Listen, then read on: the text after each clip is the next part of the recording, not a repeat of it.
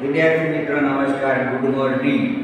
આજે આપણે પાઠ 14 આપત્તિ વ્યવસ્થાપનનો ચોથો વિડીયો ઉતારવા જઈ રહ્યા છીએ। તો તમે વ્યવસ્થિત રીતે આ વિડીયોને સમજજો અને શીખજો। વિદ્યાર્થી મિત્રો, આગળ આપણે મહામારી અને તીડના પ્રકોપ વિશે ના બે વિડીયા 3 વિડીયો આપણે સમજી ગયા છીએ। આ ચોથો વિડીયો છે। એમાં ઔદ્યોગિક અકસ્માત એટલે કે ઔદ્યોગિક અકસ્માતોની અંદર ઉદ્યોગોમાં થતા અકસ્માત આપણી જરૂરિયાતની પૂર્તિ માટે અનેક ચીજવસ્તુઓ જોઈએ છે, એટલે કે માનવની અનેક જરૂરિયાતો છે અને આ બધી જરૂરિયાતોની ચીજવસ્તુઓ ઉદ્યોગોમાં ઉત્પન્ન થાય છે। આ ઉદ્યોગોમાં ક્યારેક અકસ્માતો થતા હોય છે। એમાં આગ લાગવી, ગેસ ગળતર, આવા અનેક પ્રકારના અકસ્માતો થતા હોય છે। આમાં ઘણી વખત યાંત્રિક ખામીને કારણે અકસ્માત થતો હોય છે, ઘણી વખત માનવ સહજ ભૂલને કારણે પણ અકસ્માત થતા હોય છે। ચીજવસ્તુઓ જોઈએ છે, તેના ઉત્પાદન સારું અનેક ઉદ્યોગો સ્થપાયા છે, એટલે કે આવી ચીજવસ્તુ બનાવવા માટે અનેક ઉદ્યોગો સ્થપાયા છે। આ ઉદ્યોગોના કાચા માલના સ્થળાંતર, સંગ્રહ અને ઔદ્યોગિક પ્રક્રિયા દરમિયાન કે તૈયાર માલના સંગ્રહ કે હેરફેર સમયે અકસ્માત થવાની સંભાવના રહે છે।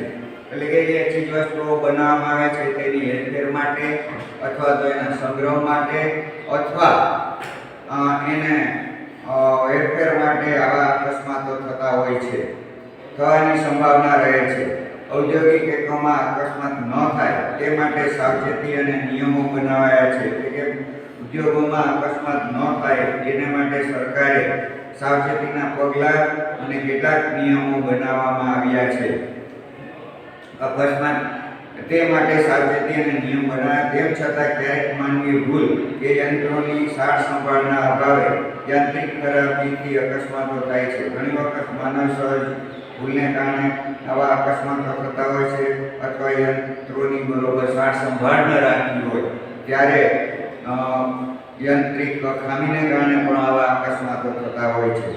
ખાસ કરીને જંતુનાશકો બનાવતા કારખાનામાંથી ઝેરી વાયુનું ગળતર અને ફટાકડાના કારખાનામાં વિસ્ફોટ, એટલે કે જંતુનાશક દવા જે બનાવવામાં આવે છે ખેતીના પાકોના કીટકોના નાશ માટેની જંતુનાશક, અથવા તો રસોડાની અંદર જે જીવાતો હોય અથવા મચ્છર અને આવા જે જીવજંતુઓને મારવા માટેની જેવા દવાઓ બનાવવામાં આવે છે, એ જંતુનાશકોના કારખાનામાં ઝેરી વાયુનું ગળતર થાય છે ઘણી વખત।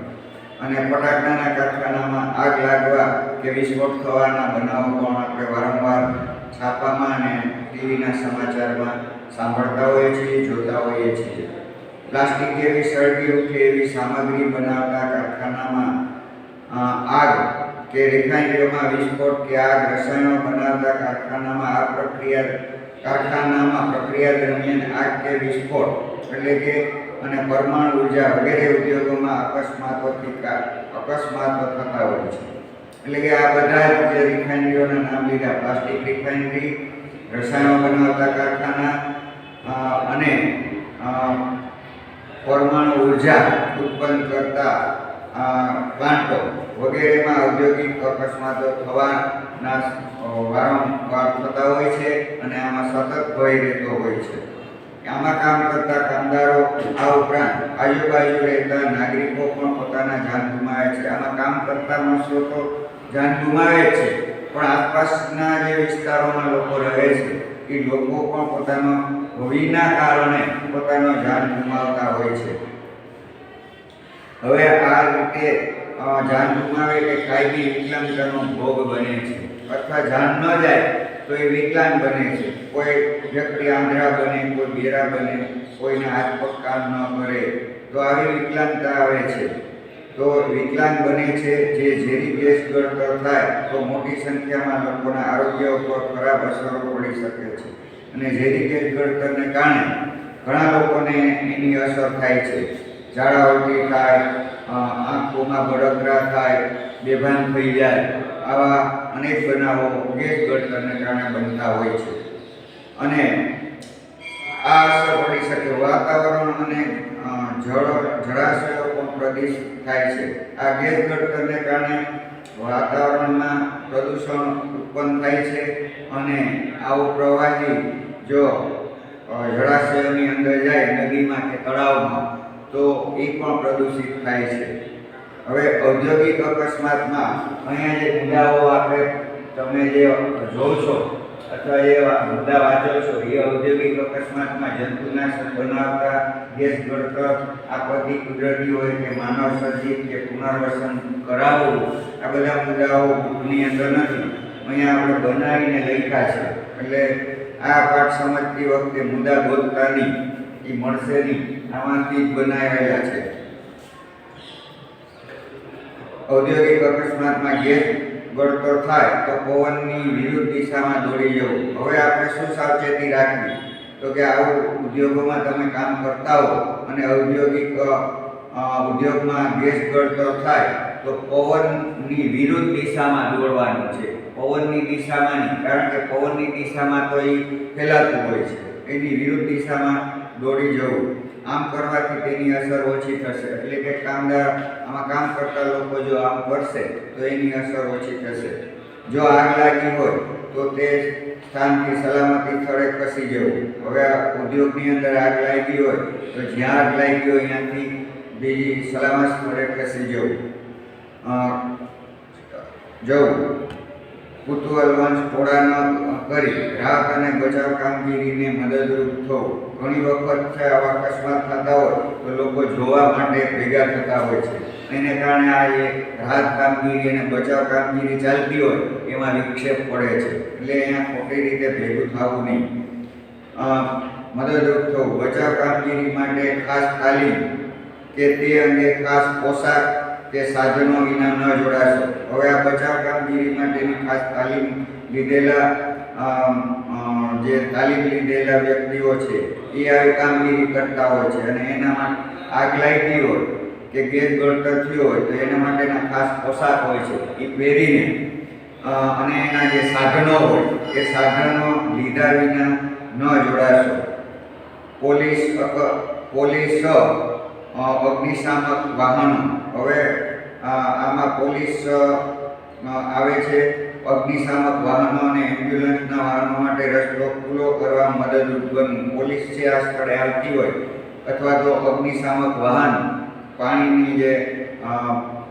પાણીના જે વાહનો હોય છે અથવા તો આગ બુઝાવવાના જે વાહનો હોય અથવા તો જેને નુકસાન થયું હોય એ વ્યક્તિને દવાખાને લઈ જતા એમ્બ્યુલન્સ હોય તો એને રસ્તો છે એ રોકવો નહીં, ટ્રાફિક જામ કરવો નહીં, એને તરત જ જવા દેવામાં મદદરૂપ બનવું.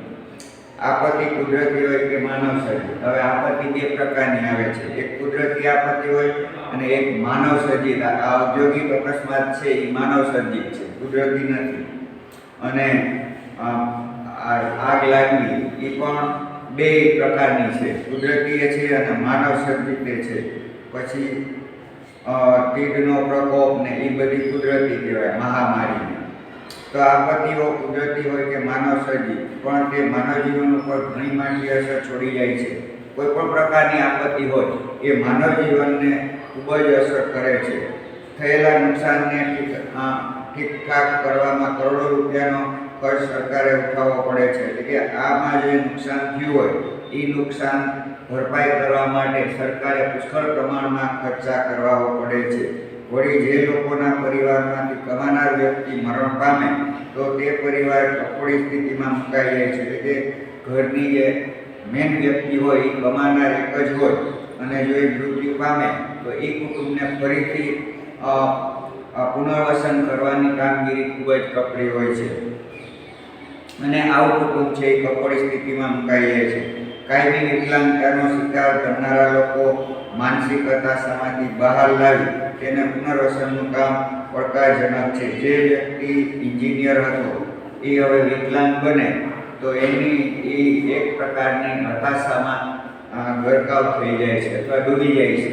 તો એને એમાંથી બહાર લાવવા માટેનું કામ પણ ઘણું મુશ્કેલ છે અને એનું ફરીથી પુનર્વસનનું કામ પણ પડકારજનક છે. જોકે સરકાર દ્વારા તબક્કાવાર પગલાં લઈ તે કામગીરી હાથ ધરી લોકોને રાહત અને મદદ આપવામાં આવે છે. સરકાર આવી બાબતોમાં કામગીરી કરે છે અને લોકોને રાહત અને મદદ આપવામાં સહાય કરે છે. વિદ્યાર્થી મિત્રો ધન્યવાદ. આ વિડીયો અહીંયા આપણે પૂરો કરીએ છીએ. આ પાઠ પણ પૂરો થાય છે.